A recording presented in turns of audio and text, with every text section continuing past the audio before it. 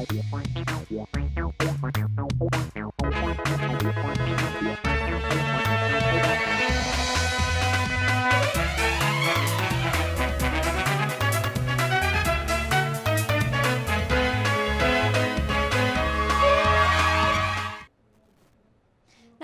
मैं हिमा कुशवाहा और आप देख रहे हैं राष्ट्रीय समाचार की खास मॉर्निंग बुलेटिन। वक्त हो चला है बड़ी खबरों का, मगर खबरों से पहले एक नजर सुर्खियों पर।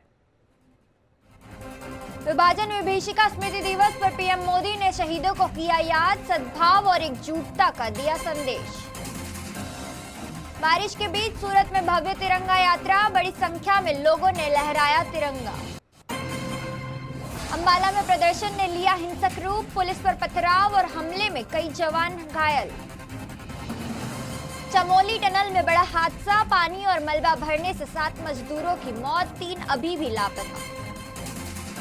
रायबरेली में प्रेम प्रसंग बना हत्या की वजह, पिता की हत्या के आरोप में मां बेटी हिरासत में।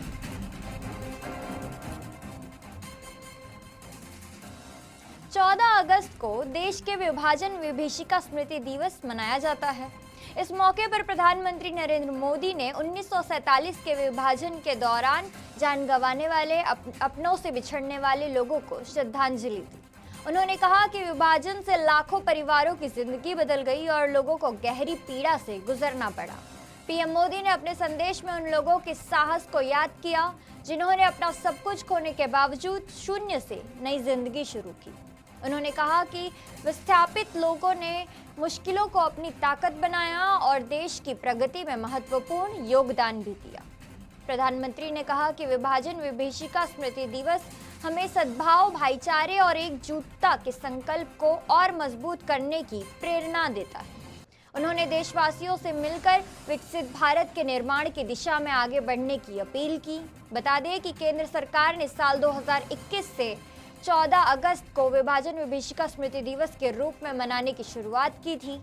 इसका उद्देश्य विभाजन की पीड़ा को याद करना और आने वाली पीढ़ियों को उस दौर में इतिहास और मानवीय त्रासदी से परिचित कराना है।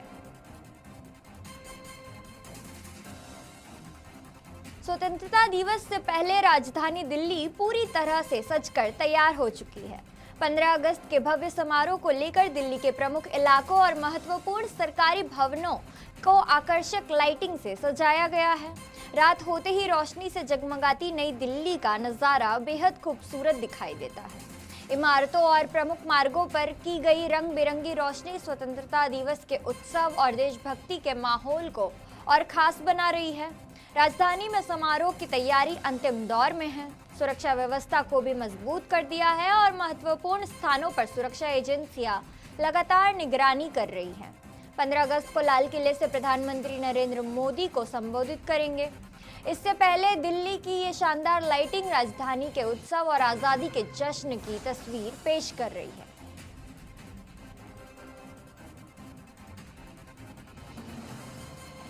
सूरत में आज बारिश के बीच भव्य तिरंगा यात्रा का आयोजन किया गया। डुमस रोड स्थित वाई जंक्शन से लालबाई स्टेडियम तक निकली इस यात्रा में लोगों का जबरदस्त उत्साह देखने को मिला। बारिश के बावजूद बड़ी संख्या में लोग तिरंगा लेकर यात्रा में शामिल हुए। वाई जंक्शन को एक भारत श्रेष्ठ भारत की थीम पर खास तौर पर सजाया गया था। कार्यक्रम में केंद्रीय मंत्री CR पाटिल, गुजरात के उप मुख्यमंत्री हर्ष संघवी और स्वास्थ्य मंत्री प्रफुल्ल पानसुरिया समेत कई गणमान्य लोग मौजूद रहे। तिरंगा यात्रा को देखते हुए वाई जंक्शन से लालबाई स्टेडियम तक यातायात व्यवस्था में भी बदलाव किया गया और मार्ग को कुछ समय के लिए बंद भी रखा गया। नलसर यूनिवर्सिटी के 2026 बैच के लॉ ग्रेजुएशन को बड़ी राहत मिली है। बार काउंसिल ऑफ इंडिया यानी BCI ने छात्रों के खिलाफ की गई कार्रवाई वापस लेते हुए उनकी वकील के तौर पर प्रैक्टिस और एनरोलमेंट पर रोक हटा दी है। दरअसल करीब 450 छात्रों के दीक्षांत समारोह में CGI सूर्यकांत को मुख्य अतिथि बनाए जाने के फैसले का विरोध किया गया था। इसके बाद BCI ने राज्य भर में काउंसिल को इन छात्रों के एनरोलमेंट पर रोक लगाने का निर्देश दिया था। अब BCI ने अपने पुराने आदेश में U-टर्न लेते हुए कहा है कि जांच और मिली प्रक्रियाओं के आधार पर 2026 के बैच के ज़्यादातर छात्र किसी विवाद या आंदोलन में शामिल नहीं थे। इसलिए उनके खिलाफ आगे कोई कार्रवाई नहीं की जाएगी। बीसीआई ने छात्रों को भविष्य के लिए शुभकामनाएं देते हुए कहा कि असहमति जताना लोकतंत्र का हिस्सा है, लेकिन संवैधानिक संस्थाओं और उनके पदों की गरिमा का सम्मान भी जरूरी है। इस फैसले के बाद नलसर के 2026 बैच के छात्रों के लिए वकालत और के करियर का रास्ता फिर से साफ होता दिख रहा है। कि बार काउंसिल ऑफ इंडिया को और as the chairman Bar Council of India मुझे सबसे पहले छात्र हित, स्टूडेंट्स का इंटरेस्ट सर्वोपरि है। हमको सबसे पहले जो लॉ स्टूडेंट्स हैं उनका इंटरेस्ट प्रोटेक्ट करना है, उनके इंटरेस्ट को देखना है। और ये as a regulator Bar Council of India का भी कर्तव्य है कि लॉ स्टूडेंट्स का, लॉयर्स का इंटरेस्ट उसको कैसे प्रोटेक्ट किया जाए। ऐसी स्थिति में कल एक आदेश जारी हो गया, लेकिन तुरंत काउंसिल की मीटिंग हुई। काउंसिल ने उस पर कहा कि नहीं, इसकी जरूरत नहीं है। असल में मनसा ये है कि किसी स्टूडेंट को इंटर्नशिप जुडिशरी में मिलने में कोई नुकसान ना हो। कभी कभी ऐसा भी देखा गया है पीछे कि छात्रों के कुछ वजह से जुडिशरी ने उनको इंटर्नशिप में जो है सो बाधा पहुंचाई है। अब पहले एक एक हफ्ता, पूरे हफ्ते जो है सो स्टूडेंट्स जो है सो सुप्रीम कोर्ट में रहते थे इंटर्नशिप के लिए, लेकिन अब रेस्ट्रिक्शन हो गया, सिर्फ 2 दिन रहते हैं। 2 दिन में भी कभी कभी रेस्ट्रिक्शन लग जाता है, तो ये छात्र इंटरेस्ट में ये उचित नहीं था। तो बाद में जब ये बातें काउंसिल में सारी बातें हुई, रियलाइज किया गया कि नहीं भाई, स्टूडेंट को पनिश करने का कोई सवाल नहीं है, स्टूडेंट्स का इसमें कोई कसूर नहीं था और इससे स्टूडेंट्स के इंटरेस्ट पे गलत असर पड़ेगा, तो तुरंत उस आदेश को विथड्रॉ कर लिया गया। There will be no inquiry, कोई इंक्वायरी नहीं होगी है। हरियाणा के अंबाला में गुरुद्वारा पंजोखरा साहिब के पास प्रदर्शन के दौरान हालात हिंसक हो गए। International anti Khalistani terrorist front के प्रमुख गुरसिमन सिंह मंड की गिरफ्तारी की मांग को लेकर बड़ी संख्या में सिख समुदाय के लोग जुटे थे। हाईवे जाम होने के बाद पुलिस ने प्रदर्शनकारियों को हटाने के लिए फोर्स का इस्तेमाल किया। पुलिस के मुताबिक बातचीत के कई दौर के बावजूद कुछ प्रदर्शनकारियों ने हाईवे खाली नहीं किया। आरोप है कि भीड़ में मौजूद कुछ लोग ने पुलिस पर पथराव किया और हथियारों से हमला किया। इस दौरान डीएसपी समेत कई पुलिसकर्मी घायल हो गए। अधिकारियों के अनुसार प्रदर्शनकारियों ने जाम में फंसे ट्रकों और एक गैस टैंकर की चाबियां भी छीन ली थी। पुलिस का कहना है कि गैस टैंकरों को रोकना गंभीर खतरा पैदा कर सकता था, इसलिए हाईवे खाली कराने के लिए कार्रवाई करनी पड़ी। डीजीपी के मुताबिक प्रदर्शन में करीब 1500 से 1600 लोग जुटे थे। पुलिस का दावा है कि कुछ मार्गों पर सहमति बनने के बावजूद बाद में पथराव शुरू हो गया। फिलहाल पुलिस ने हिंसा में शामिल लोगों की पहचान कर एफआईआर दर्ज करने और कानून व्यवस्था बिगाड़ने वालों के खिलाफ कार्रवाई की बात की है। अभी कुछ फोर्स यूज करके हाईवे को क्लियर कराने की कोशिश की गई है। हमारे एक डीएसपी के ऊपर फरसे से अटैक हुआ, जिससे उसका हाथ कट गया और अंगूठा कटने के कगार पे है, जिसकी वजह से थोड़ा सा फोर्स यूज करके हाईवे को क्लियर कराना की कोशिश की गई है। साथ में इन्होंने बहुत बार इनसे मल्टीपल राउंड्स बातें हुई, परंतु किसी भी बात में उन्होंने ये समाधान नहीं दिया और जानबूझ के ये मोर्चा यहाँ पे लंबा लगाने की बातें की। और हमने मल्टीपल राउंड से इनसे बातचीत करने की कोशिश की और जाम को खुलवाने के लिए हमने इनसे बार बार आग्रह किया, परंतु कुछ शरारती तत्व है जो कि भाले, फरसे और तलवारें, कुल्हाड़ियाँ के साथ में भी यहाँ पे क्राउड में थे और जैसे ही अंधेरा होने लगा उन्होंने पुलिस कर्मियों पे अटैक करना स्टार्ट कर दिया और कुछ जो ट्रक हैं उनकी चाबियाँ उन्होंने छीन ली ताकि ये जाम क्लियर ना हो। तो उन्होंने रात भर उत्पात मचाने का कुछ लोगों का यहाँ पे इरादा था। ऑल्दो हमने शांतिपूर्वक इनसे बहुत बार बातें की, परंतु बातें सक्सेसफुल ना हुई और जब पुलिस पे अटैक होना स्टार्ट हुआ तो फिर हमें इसको क्लियर कराना पड़ा। उत्तराखंड के चमोली जिले में निर्माणाधीन डीआरटी टनल में हुए हादसे ने दर्दनाक तस्वीर सामने ला दी है। सुरंग में अचानक पानी भरा और भारी मलबा भरने से मजदूर फंस गए। हादसे में अब तक 7 मजदूरों की मौत हो चुकी है, जबकि 3 लोग अभी भी लापता बताए जा रहे हैं। हादसा पिपलकोटी इलाके में एचसीसी की साइट पर हुआ। करीब 1.8 किलोमीटर अंदर एक कैविटी से अचानक भारी मात्रा में पानी और गाद बाहर आ गई, जिससे सुरंग का बड़ा हिस्सा मलबे से भर गया। हादसे के वक्त अंदर 22 मजदूर मौजूद थे, जिनमें से 18 को सुरक्षित बाहर निकाल लिया गया। घटना की सूचना मिलते ही एसडीआरएफ, एनडीआरएफ, जिला प्रशासन और आपदा प्रबंधन की टीमें मौके पर पहुंची और रेस्क्यू ऑपरेशन शुरू कर दिया। रात में मलबा बढ़ाने के कारण अभियान रोकना पड़ा और लेकिन लापता मजदूरों की तलाश फिर से तेज कर दी गई है। मुख्यमंत्री पुष्कर सिंह धामी ने खुद रेस्क्यू ऑपरेशन की लगातार निगरानी कर रहे हैं। उन्होंने अधिकारियों से युद्ध स्तर पर बचाव अभियान चलाने पर प्रभावित परिवारों को हर संभव मदद देने के निर्देश दिए हैं।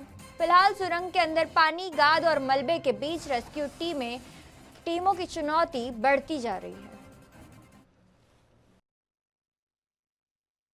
चैलेंज हमारी जब टीम यहाँ पर पहुँची थी सर, और हमने ऑपरेशन स्टार्ट किया था, तो टनल में भारी मात्रा में पानी था और साइडों से पानी आ रहा था और अभी तक पानी काफ़ी बढ़ गया है। अभी मोटर लगाई है सिविल प्रशासन द्वारा और हमने अभी तक 4 डेड बॉडी है, वो हमारे जो जवानों ने स्पेशल इक्विपमेंट पहन कर पानी के अंदर से हमने अभी तक रेस्क्यू कर लिया है।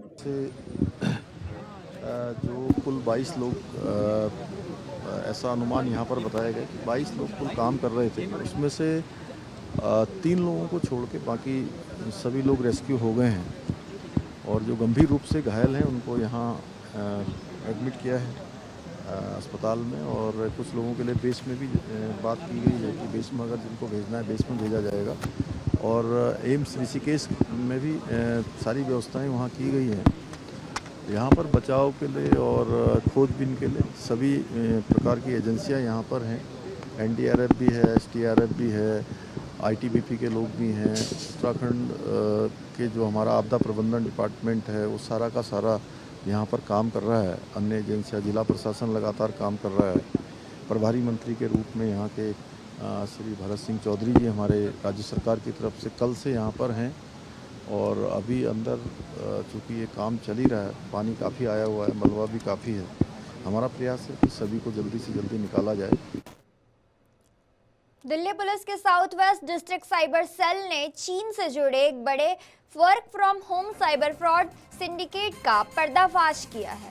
इस मामले में पुलिस ने 4 आरोपियों को गिरफ्तार किया है। गिरोह पर करीब 12 लाख रुपए की साइबर ठगी का आरोप है। पुलिस के मुताबिक शिकायतकर्ता को टेलीग्राम के जरिए वर्क फ्रॉम होम का ऑफर आया था। इसके बाद अलग अलग बहाने बनाकर उससे बार बार पैसे जमा करवाए गए। तकनीकी जांच में संदिग्ध टेलीग्राम आईडी के आईपी एड्रेस की लोकेशन चीन में मिलने की बात सामने आई। जांच में सामने आया कि गिरफ्तार आरोपी चीन में बैठे साइबर ठगों के लिए बैंक अकाउंट और सिम कार्ड उपलब्ध कराते थे। ठगी की रकम को कई खातों में घुमाकर उसकी लेयरिंग की जाती थी और बाद में उसे अमेरिकी डॉलर व क्रिप्टो करेंसी में बदलकर असली स्रोत छिपाने की कोशिश की जाती थी। पुलिस ने आरोपियों के पास 9 bank passbooks, 5 SIM card, 6 mobile phone और कमीशन कार्ड रजिस्टर बरामद किया है। फिलहाल पुलिस ठगी की रकम के पूरे मनी ट्रेल और चीन से जुड़े अन्य आरोपियों के सिंडिकेट के बाकी नेटवर्क की जांच कर रही है। डिस्ट्रिक्ट की पीएस साइबर टीम ने एक China based work from home cyber fraud syndicate का पर्दाफाश करते हुए 4 आरोपियों को गिरफ्तार किया है। इस कार्रवाई में 9 म्यूल बैंक अकाउंट से संबंधित passbook, 5 SIM card, 6 mobile phone और कमीशन रिकॉर्ड्स वाला रजिस्टर बरामद किया गया है। यह मामला 12 लाख की साइबर ठगी का है, जिसमें शिकायतकर्ता को टेलीग्राम के जरिए वर्क फ्रॉम होम जॉब का ऑफर देकर सिक्योरिटी मनी जमा कराई गई और जब उसने पैसे निकालने की कोशिश की तो अलग अलग बहाने बनाकर उनसे लगातार और रकम जमा कराई गई, जिससे अंततः उसे कुल 12 लाख रुपए का नुकसान हुआ। शिकायतकर्ता ने एनसीआरबी पोर्टल पर शिकायत दर्ज करने के उपरांत PS cyber south west district की एक डेडिकेटेड टीम ने जांच शुरू की। जांच के दौरान सस्पेक्ट्स की टेलीग्राम आईडीज को टेक्निकली एनालाइज किया गया, जिसमें उनके आईपी एड्रेसेस की जियो लोकेशन चाइना में मिली। साथ ही मनी ट्रेल में ठगी की रकम का एक हिस्सा संदिग्ध गगन यादव के bank south west. Uttar Pradesh के बांदा से चोरी का एक बेहद अजीबोगरीब मामला सामने आया है। घर में कीमती सामान नहीं मिला तो चोरों ने बाथरूम, किचन और वॉश बेसिन में लगी 25 टोटियां ही उखाड़कर फरार हो गए। मकान मालिक को चोरी का पता चला तो उसने तुरंत पुलिस को सूचना दी। पुलिस ने जांच शुरू की और महज 12 घंटे के भीतर 4 आरोपियों को गिरफ्तार कर लिया गया।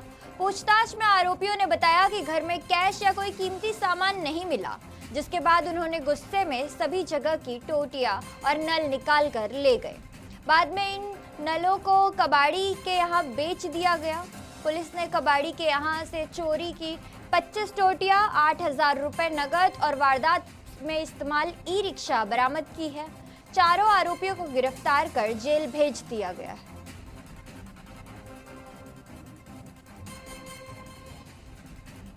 उत्तर प्रदेश के रायबरेली से रिश्तों को शर्मसार करने वाली एक हत्या का मामला सामने आया है।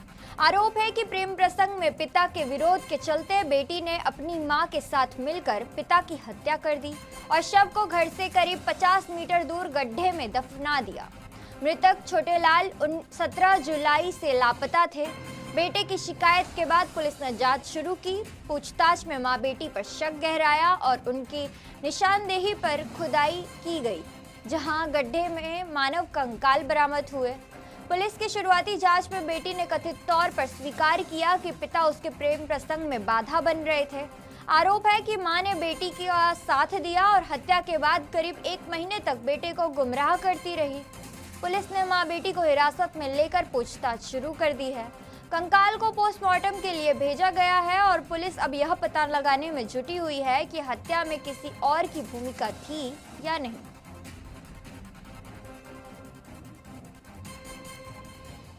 अमेरिकी राष्ट्रपति डोनाल्ड ट्रंप की सुरक्षा को लेकर बड़ा दावा सामने आया है। रिपोर्ट्स के मुताबिक इजरायल ने अमेरिका को चेतावनी दी थी कि ईरान ट्रंप की हत्या की साजिश रच रहा है। कथित खतरे में स्नाइपर, चाकू और कंधे से दागी जाने वाली मिसाइल से हमले की आशंका जताई गई थी। बताया गया था कि सबसे विस्तृत चेतावनी जुलाई में ट्रंप की तुर्की यात्रा से पहले दी गई थी। इसके बाद अमेरिका सीक्रेट सर्विस ने सुरक्षा व्यवस्था और कड़ी कर दी। रिपोर्ट्स के अनुसार ट्रंप को यात्रा के दौरान एहतियात के तौर पर एयरफोर्स 1 से दूसरे विमान में शिफ्ट किया गया। हालांकि अमेरिकी अधिकारियों के मुताबिक इजरायल की ओर से बताए गए इन खास खतरों की स्वतंत्र रूप से पुष्टि नहीं हो सकी। तुर्की की खुफिया एजेंसी ने भी कथित साजिश के समर्थन में कोई ठोस सबूत नहीं मिलने की बात कही।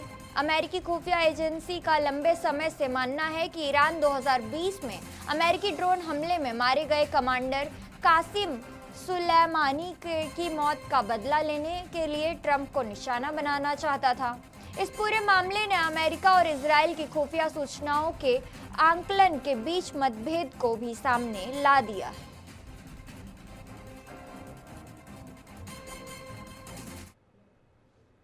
तो ये थी अब तक की खास खबरें और खबरों के लिए बने रहिए राष्ट्रीय समाचार के साथ। तब तक के लिए नमस्कार।